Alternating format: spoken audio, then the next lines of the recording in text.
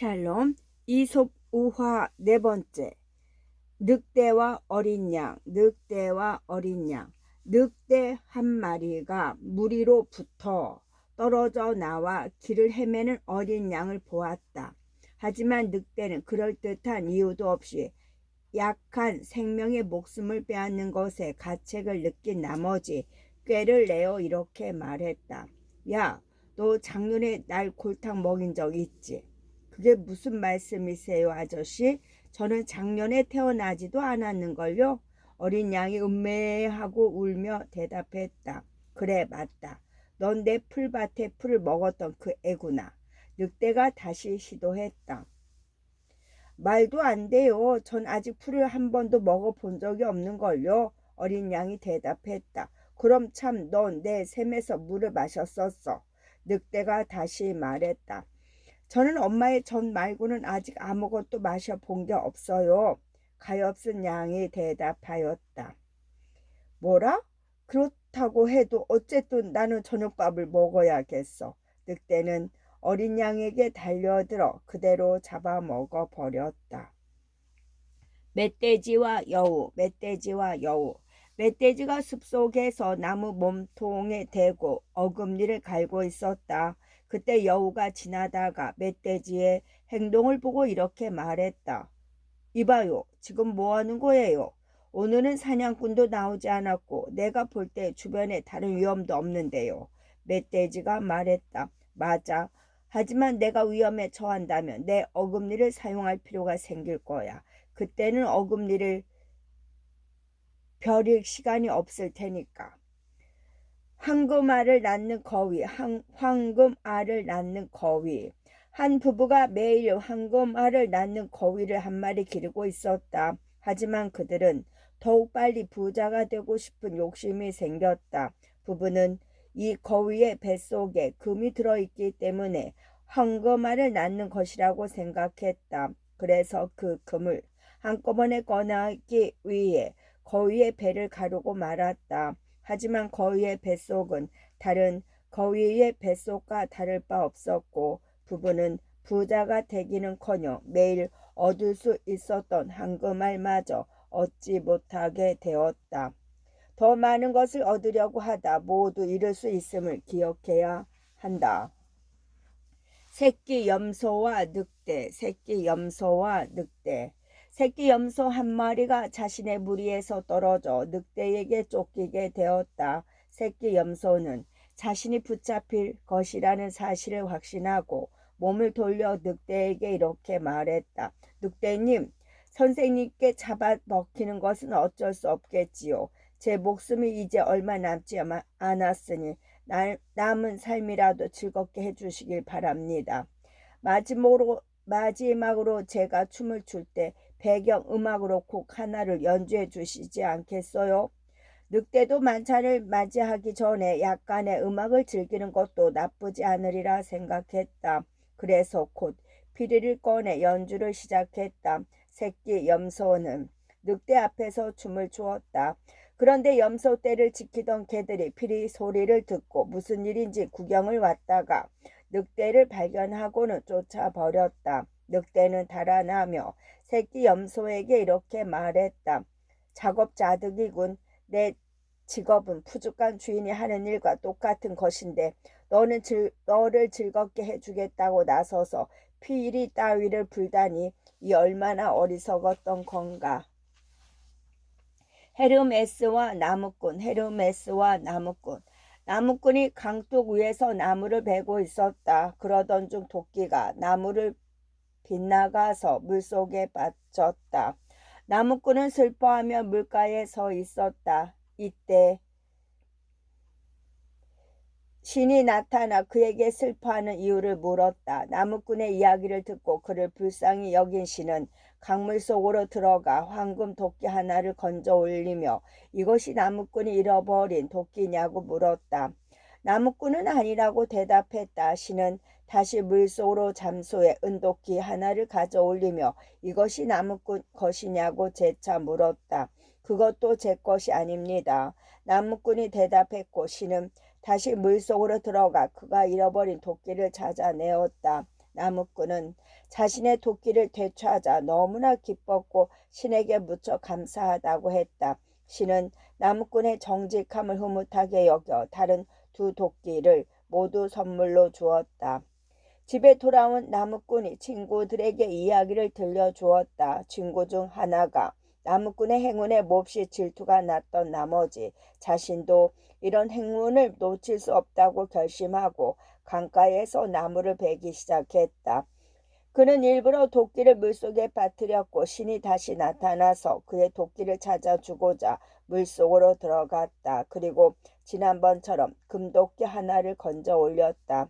신은 이 도끼가 네 것이냐고 물었고 그는 곧 바로 이렇게 외쳤다. 예, 제 것입니다. 제 것이에요.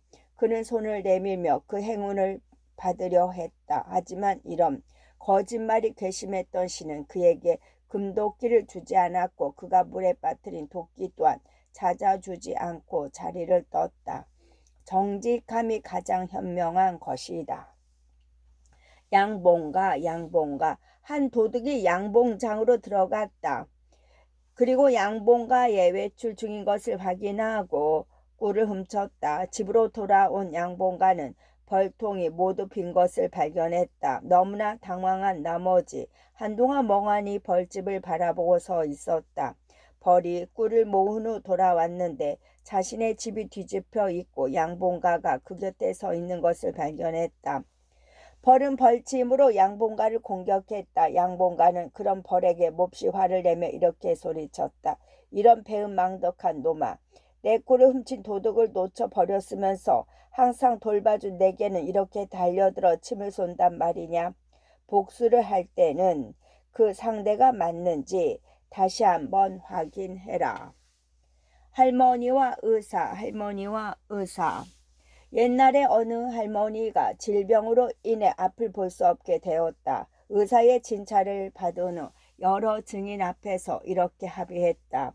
만약 의사가 자신을 고쳐준다면 비싼 치료비를 의사에게 지불하며 반대로 실패할 경우 의사는 한 푼도 받지 않겠다고 말이다. 그 후 의사는 꾸준히 왕진을 와서 노파를 치료했다. 그런데 그는 왕진을 올 때마다 할머니의 집에서 가구나 물건을 훔쳐갔다. 마침내 마지막 왕진이 끝나고 할머니는 완치되었다. 그러나 집 안에는 아무것도 없는 상태였다.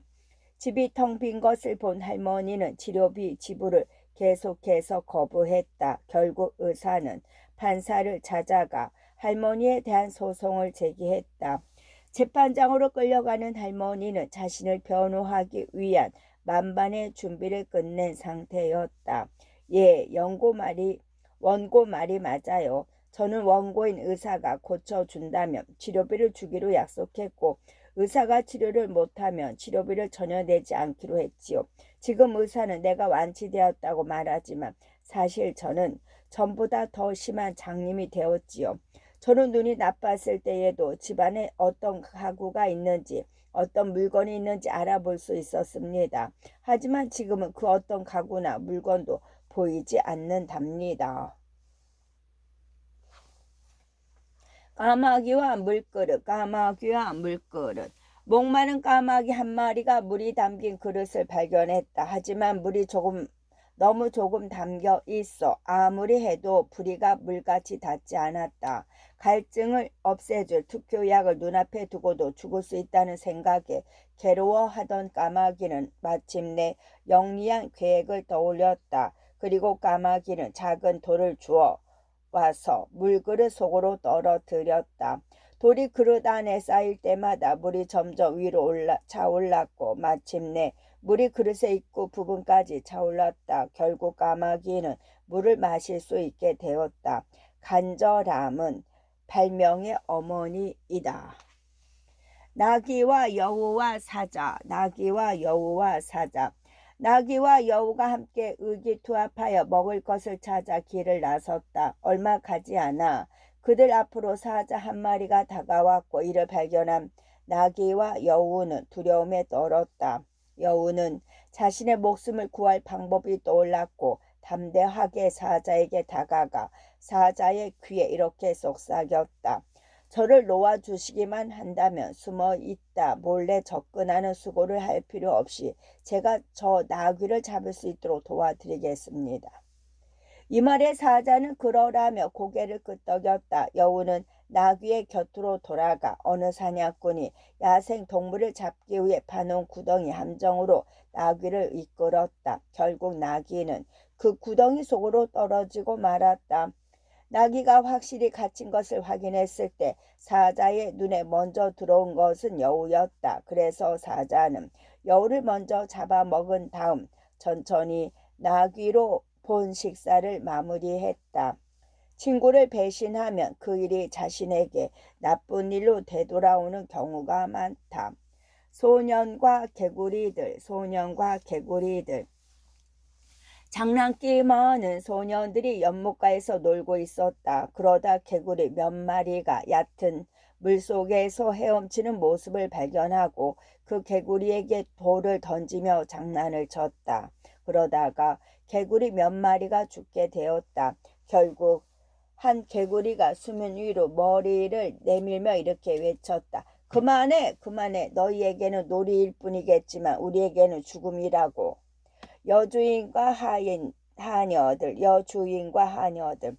여주인이 하녀 2명을 데리고 있었다. 그런데 이 여주인은 하녀에게 많은 일을 시켰다. 하녀들이 아침에 늦게 일어나는 것을 용납하지 않았고 이른 새벽 수탉이 울자마자 깨워 일을 시켰다. 하녀들은 그렇게 일찍 일어나는 것을 힘들어했고 겨울에는 더욱 그랬다. 하녀들은 수탉이 그렇게 일찍 울어 자신의 주인을 깨우지만 않으면 자신들이 더 오래 잘 수 있다고 생각했다. 그래서 수탉을 죽여버렸다. 하지만 그녀들은 그 행동이 어떤 결과를 가져올지 미처 알지 못했다. 여주인은 평소처럼 닭의 울음소리가 들리지 않자 전보다 더 일찍 하녀들을 깨워 한밤중에도 일을 시키기 시작했던 것이다.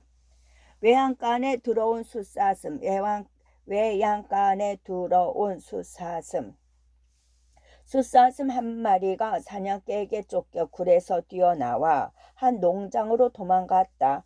칸막이에는 소들이 있었고 숫사슴은 빗칸막이를 찾아 건초 밑에 몸을 숨기고 누웠다. 하지만 뿔의 끝은 어떻게 숨길 수가 없었다. 소 한 마리가 그에게 물었다. 무슨 일로 여기에 들어오게 된 거야?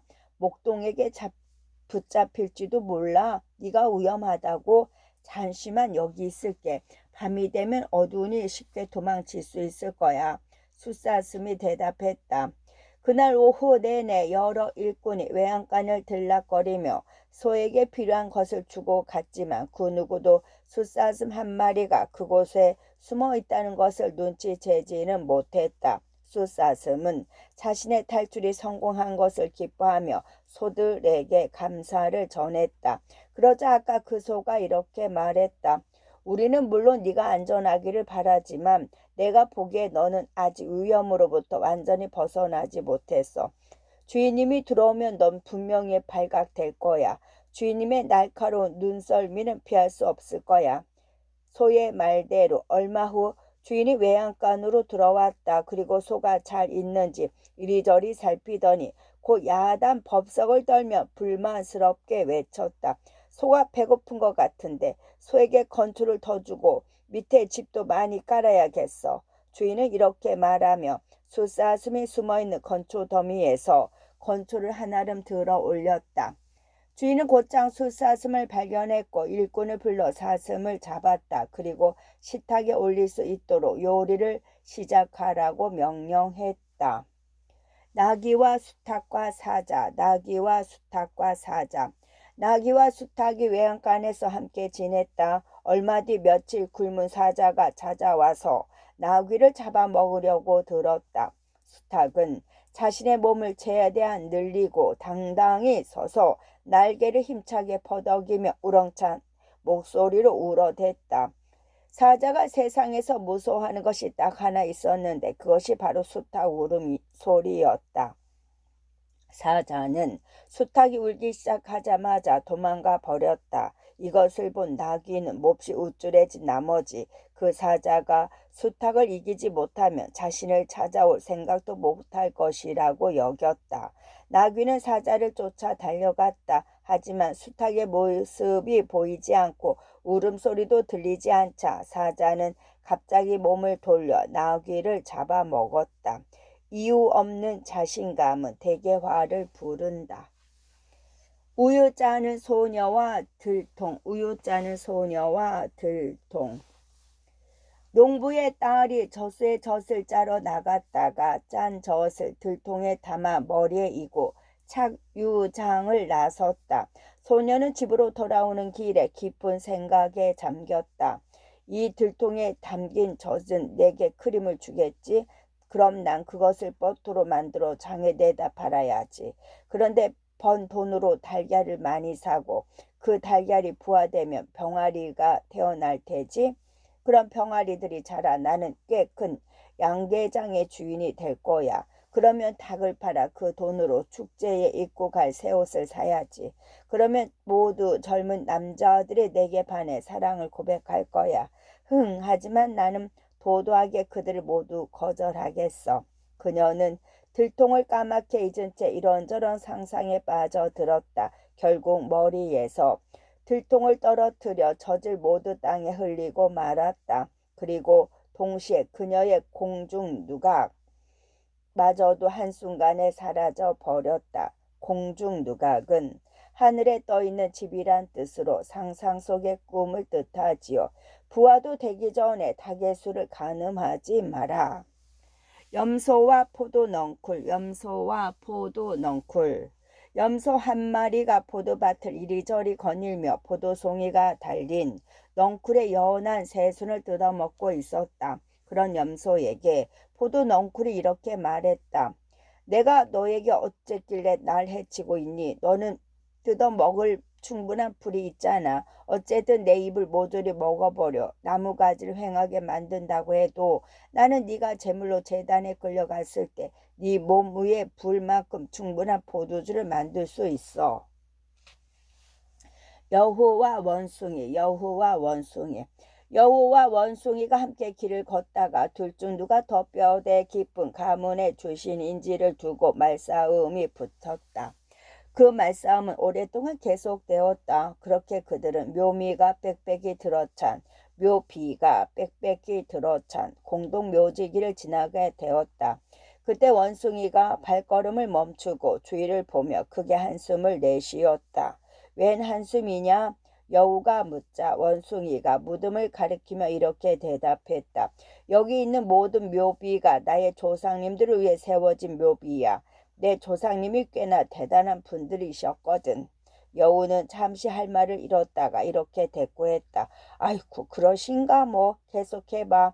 그래도 넌 무사할 테니까. 이 중에서 아무도 다시 되살아나서 그것이 거짓말이라는 것을 밝히지 못할 테니까. 자랑은 진실이 밝혀질 리 없을 때 더욱더 커진다. 호두나무, 호두나무. 길가에서 자라던 호두나무 한 그루가 많은 열매를 맺었다. 지나가던 사람들이 호두를 따기 위해 막대기와 돌로 나뭇가지를 괴롭혔다. 그래서 호두나무는 고통스러운 나날을 보냈다. 결국 호두나무는 이렇게 외쳤다. 내 열매를 먹는 인간들이 나를 깔보고 때리다니 정말 너무하시네요. 늑대와 사자, 늑대와 사자. 늑대 한 마리가 양떼 속에 숨어 들어가 어린 양을 한 마리 훔쳤다. 그리고 그것을 다른 곳에서 먹기 위해 옮기고 있는데 사자를 만나고 말았다. 사자는 늑대에게서 그 먹이를 빼앗아 가버렸다. 늑대는 사자 앞에서는 맞설 수 없었지만 사자가 어느 정도 멀어지자 이렇게 외쳤다. 남의 것을 빼앗아 가다니 너는 양심도 없구나. 그 말에 사자는 웃음을 터뜨리며 큰 소리로 대꾸했다. 그래, 이것은 네 것이 맞아. 그건 틀림없지. 그냥 친구에게 선물로 준 것이라고 생각해라. 응? 노예와 사자, 노예와 사자. 주인에게 몹시 심한 대우를 받다가 도주한 노예가 있었다. 그는 주인에게 다시 잡힐까 두려워 사막으로 도망쳤고 음식과 피난처를 찾아 이리저리 돌아다녔다. 그러다가 한 동굴을 발견하고 그 안으로 들어갔다. 노예는 그곳을 빈 동굴이라 생각했지만 사실 그곳은 사자굴이었다. 동굴 안으로 조금 더 깊이 들어가자 사자가 나타났고 노예는 이제 죽었다고 생각했다. 하지만 사자는 그를 잡아먹지 않고 그에게 다가와서 살갑게 굴더니 앞발을 들어 올려 보였다. 사자의 발은 퉁퉁 부어 있었고 심지어 곰기까지 했다. 노예는 사자의 발바닥에 큰 가시가 박혀 있는 것을 발견하고 가시를 빼고 상처 부위에 붕대를 감아 주었다. 시간이 흘러 상처는 완전히 나았고 사자는 노예에게 감사했다. 사자와 노예는 친구가 되어 한동안 동굴에서 함께 지냈다. 얼마 후 노예는 인간이 사는 세상을 그리워하게 되었다. 그는 사자와 작별을 고하고 다시 세상 밖으로 나왔다. 하지만 그는 곧 발각되어 사슬에 손발이 묶인 채 전주인 앞으로 끌려가게 되었다. 주인은 이 노예를 본보기로 보이기 위해 원형 극장에서 열리는 공연 때 맹수에게 던지라고 명령했다.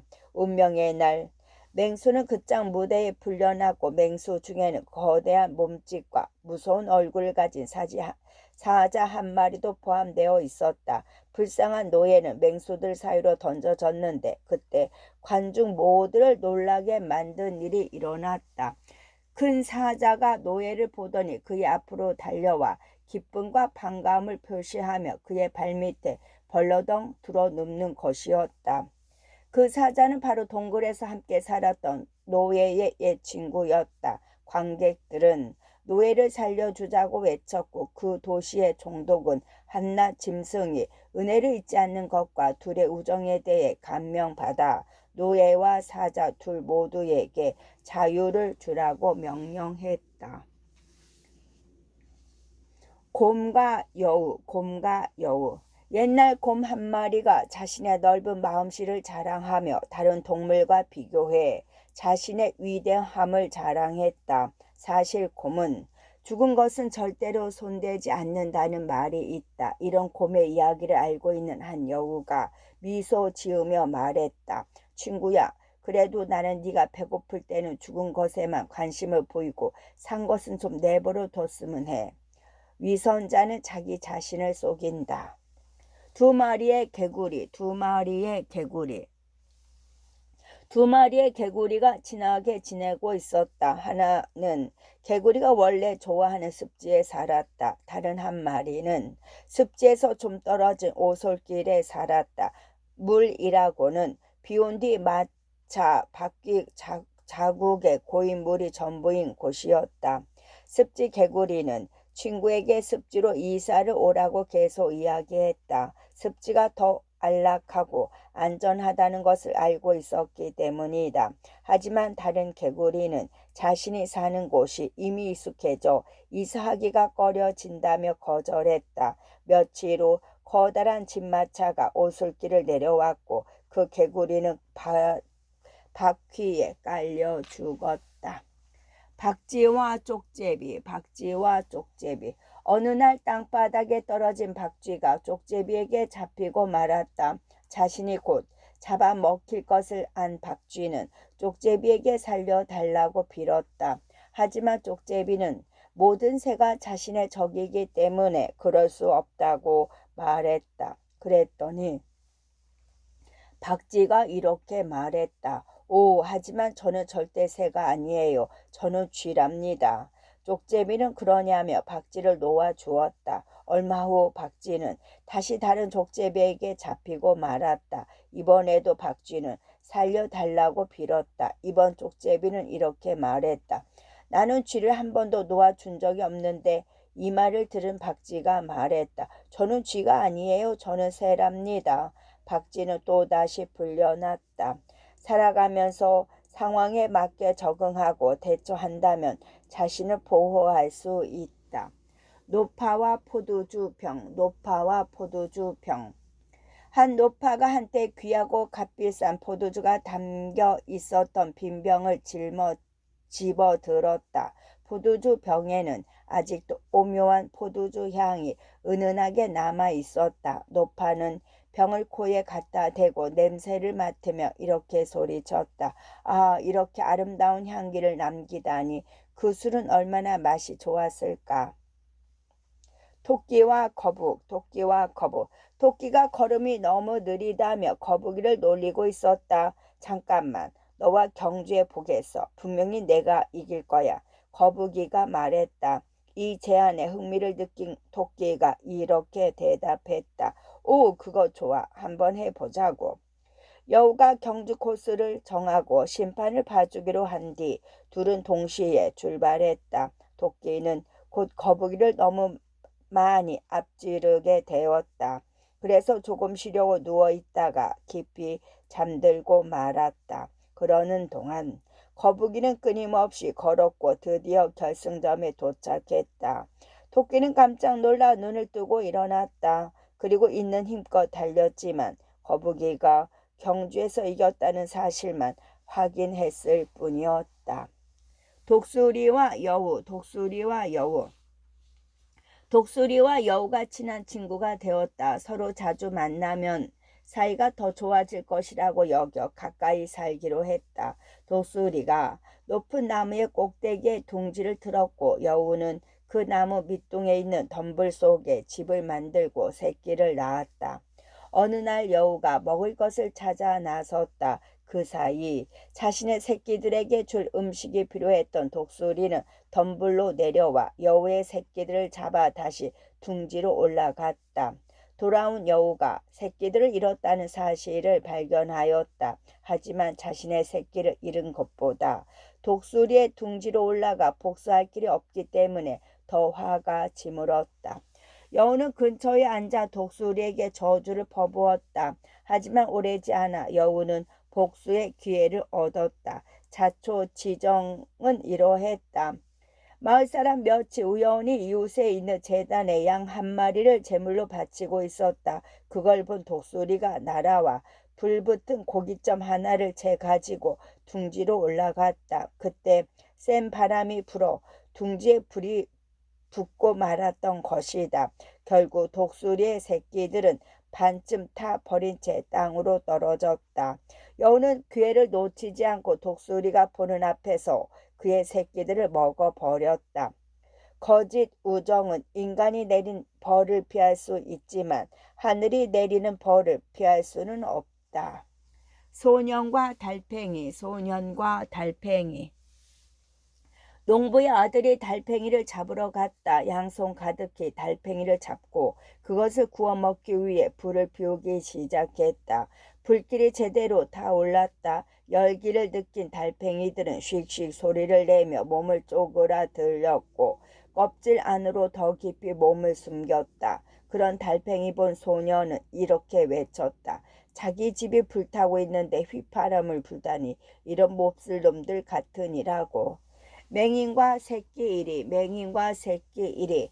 옛날에 한 맹인이 살았다. 그는 비록 맹인이었지만 매우 민감한 촉각을 지녔고 어떤 짐승이라도 그의 손에 놓아주면 촉감만으로 어떤 동물인지 알아맞힐 수 있었다. 어느 날 새끼 이리를 그의 손에 놓아주면서 이게 무엇이냐고 묻자 맹인은 그것을 잠시 더듬더니 이렇게 대답했다. 새끼 늑대인지 새끼 여우인지는 확실치 않지만 이걸 양 우리 안에 들여놓으면 안 될 것 같다는 것은 확실하군요. 악한 상황은 어릴 때부터 나타난다. 여행자와 개, 여행자와 개. 한 여행자가 여행을 떠나기 전에 문 앞에서 기지개를 켜고 있는 개에게 말했다. 녀석아, 맨날 하품만 하고 있느냐? 어서 서두르거라. 너도 함께 갈 거야. 개는 꼬리를 흔들며 느긋하게 말했다. 주인님, 전 이미 준비됐어요. 주인님을 기다리고 있었다니까요. 어부와 잔챙이 청어, 어부와 잔챙이 청어. 어부가 바다에 그물을 던져다가 끌어올렸을 때 건져 올린 것은 겨우 작은 정어 한 마리였다. 정어는 자신을 다시 물속으로 놓아달라고 애원하며 이렇게 말했다. 전 지금은 비록 작은 잔챙이뿐이지만 훗날 크게 자라면 어부님께서 다시 저를 잡았을 때 더 큰 쓸모가 있을 거예요. 하지만 어부가 이렇게 대답했다. 안 되지. 너를 잡은 지금 가져가야지. 내가 너를 돌려보내면 두 번 다시 널 볼 수 있을까? 어림도 없지. 나귀와 침, 나귀와 침. 한 상인이 나귀 한 마리를 가지고 있었다. 어느 날 소금을 많이 산 그는 나귀의 등에 나귀가 질 수 있는 최대한으로 소금을 싣고 집으로 돌아가게 되었다. 그러던 중에 냇물을 건너오다 실수로 나귀가 넘어졌고 소금은 물에 녹아 많은 양이 냇물로 흘러갔다. 다시 일어섰을 때 나귀는 등짐이 훨씬 가벼워진 것을 깨달았다. 하지만 상인은 다시 마을로 가 소금을 더 준비해 나귀의 등에 있던 소금과 합쳐 싣고 길을 떠났다. 그들은 다시 냇물에 당도했다. 나귀는 일부러 물속에 빠졌다가 점처럼 훨씬 가벼워진 짐을 진 채 일어났다. 주인은 나귀의 장깨를 알아차렸다. 그래서 이번에는 많은 양의 솜을 구해 나귀의 등에 쌓아 올렸다. 그들이 시냇물에 도착했을 때 나귀는 다시 물속에 누웠다. 하지만 솜이 많은 양의 물을 빨아들였기 때문에 나귀의 짐은 전보다 훨씬 더 무거워졌다. 좋은 수법은 너무 자주 쓰면 안 된다. 제2부 여럿이 뭉치면 강해진다. 여럿이 뭉치면 강해진다. 석류와 사과나무와 찔레 덤풀. 석류와 사과나무와 찔레 덤풀. 석류나무와 사과나무가 서로 자신의 과일이 더 낫다고 주장하며 다투고 있었다. 목소리가 높아지고 말다툼이 거세지려던 찰나 찔레 덤풀이 저쪽 울타리에서 머리를 들이밀며 이렇게 말했다. 거기요. 이제 그만 좀 하시죠. 참나무와 갈대, 참나무와 갈대. 강둑 위에서 자라난 참나무 한 그루가 돌풍에 뿌리가 뽑혀 강물을 가로질러 넘어졌다. 그 때문에 물가에서 자라던 몇몇 갈대를 짓누르게 되었다. 참나무는 갈대들에게 말했다. 이렇게 강한 나도 뿌리가 뜯기고 강물에 내팽겨졌는데 그토록 약하고 가는 너희는 어떻게 폭풍을 피할 수 있었던 거지? 갈대들이 대답했다. 너는 너무 고집이 세. 폭풍과 맞서 버리지. 그래서 결국 폭풍이 너보다 강했던 거고 하지만 우리는 약한 바람에도 고개를 숙이고 져주지. 그러니 강풍도 우리에게 아무런 피해를 끼치지 않고 그냥 우리 머리 위를 지나가 주는 거야. 벌과 제우스, 벌과 제우스. 여왕벌 한 마리가 제우스에게 줄 갓 채집한 신선한 벌꿀을 가지고 헤미투스에서 올림푸스까지 날아 올라갔다.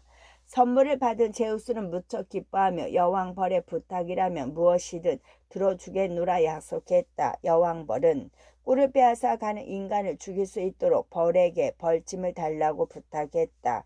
인간을 무척이나 사랑했던 제우스는 이 요청이 몹시 불쾌했다. 하지만 이미 어떤 소원이든 들어준다고 약속했기 때문에 할 수 없이 벌에게 침을 주겠다고 말했다. 하지만 제우스가 벌에게 준 침은 한 번 사용하면 침이 몸통에서 떨어져 나와 그 침을 쏜 벌이 죽게 되는 특성이 있었다. 악한 소원은 가금류와 같아서 주인에게 되돌아오는 법이다. 여물통 속의 개, 여물통 속의 개. 개 한 마리가 여물통 속에 누워 있었다. 하지만 그 여물통은 소를 위한 것이었다. 소가 다가와서 여물을 먹으려 하면 개는 으르렁대며 달려들어 그들이 접근하는 것을 허락하지 않았다. 소 하나가 자신의 친구에게 말했다. 참 이기적인 짐승이야. 자기가 먹을 수 없는 것이라고 해서 먹을 수 있는 자도 먹지 못하게 하다니. 원숭이들과 두 여행자, 원숭이들과 두 여행자. 두 남자가 함께 여행을 떠났다. 그중 한 명은 결코 진실을 말하지 않는 사람이었고 다른 한 명은 절대로 거짓말을 하지 않는 사람이었다. 여행을 하던 중에 그들의 원숭이들이 모여 사는 곳에 도착했다. 원숭이의 왕이 사람들이 도착했다는 말을 듣고 그들을 자신의 앞으로 데려오라고 명령했다. 원숭이의 왕은 자신의 권위에 사람들이 감동받도록 왕자에 앉아 그들을 맞았다. 그리고 신하 원숭이들에게 자신의 양편으로 길게 서 있도록 지시했다. 여행자들이 왕 앞에 섰을 때 그는 왕으로서의 자신을 어찌 생각하는지 물었다. 거짓말쟁이 여행자가 이렇게 대답했다. 폐하, 당신께서는 매우 고귀하고 강한 군주이옵니다. 왕은 질문을 계속했다. 신하들은 어떠한가? 신하들 역시 모든 면에서 고귀하신 폐하를 모시기에 부족함이 없사옵니다. 그가 다시 대답했다. 그 대답에 매우 기뻤던 왕은 거짓말쟁이에게 많은 선물을 내렸다. 또 다른 여행자는 동료가 거짓말을 했음에 훌륭한 상을 받았으니 진실을 말하며 더욱 큰 상을 받을 거라고 생각했다. 왕은 두 번째 여행자에게 물었다. 너는 어찌 생각하는가? 당신은 매우 훌륭한 원숭이고 신하들도 모두 훌륭한 원숭이옵니다. 그가 대답했다. 그러자 원숭이 왕은 분노에 차올라 그를 끌어내고 죽이라고 명령했다. 끝.